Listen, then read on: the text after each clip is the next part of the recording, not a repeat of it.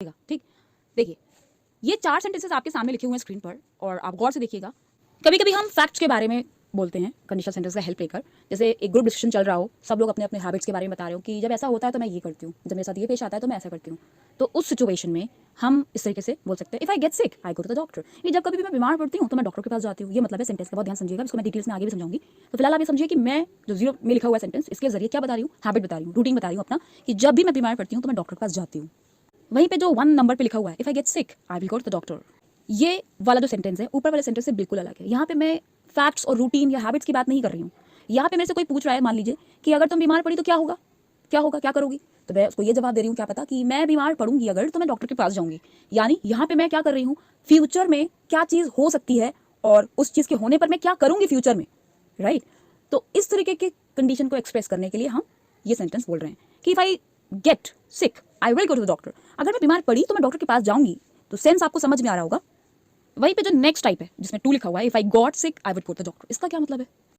कभी कभी हम किसी को बोल कर एक्सप्रेस नहीं करते हैं, ठीक है, हम अपने दिमाग में सोचते हैं। फॉर एग्जाम्पल, अगर आप बहुत सारा काम कर रहे हो, घर की सफाई कर रहे हो, कोई हेल्प करने वाला भी नहीं है आपका, पूरा दिन हो गया आपको काम करते करते, अब आपके दिमाग में बातें चल रही हैं, ठीक है, और आप सोच रहे हो कि अगर मैं बीमार पड़ी कोई बात नहीं तो मैं डॉक्टर के पास चली जाऊंगी।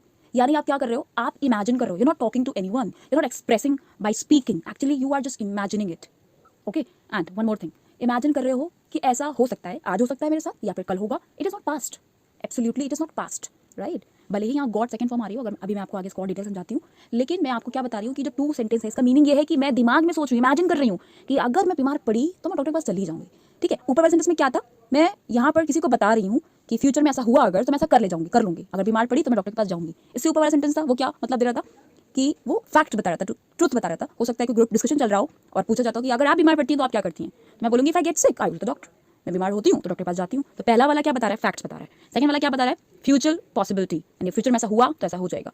तीसरा वाला क्या बता रहा है, जो 2 नंबर पे लिखा है, वो ये बता रहा है इमेजिनेशन, इसको कहते हैं हाइपोथेटिकल, यानी मैं अपने दिमाग में सोच रही हूँ कि अगर मेरे साथ ऐसा हुआ तो मैं ऐसा करूंगी। अब आप तीसरे नंबर पे जो लिखा है इसको समझिएगा, इसका क्या मतलब है, क्या इसका भी मीनिंग वही है जो ऊपर वाले सेंटेंस में आ रहा है, नो नॉट एट ऑल, ये बिल्कुल अलग है। तो इसका मतलब ध्यान से समझिएगा।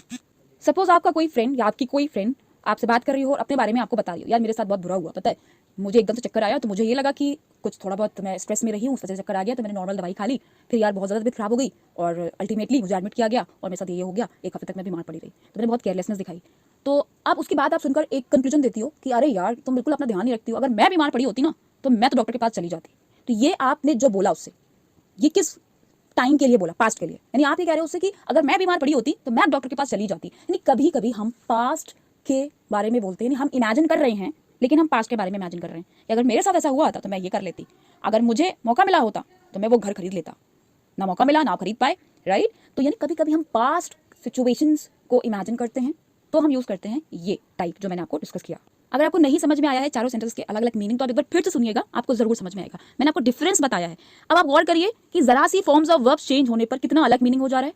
यही तो होते हैं कंडीशनल सेंटेंस, बहुत टफ नहीं होते हैं। एक बार आप अच्छे से कॉन्सेप्ट को ग्रैब कर लोगे, आपको हमेशा याद रहेगा, ठीक है।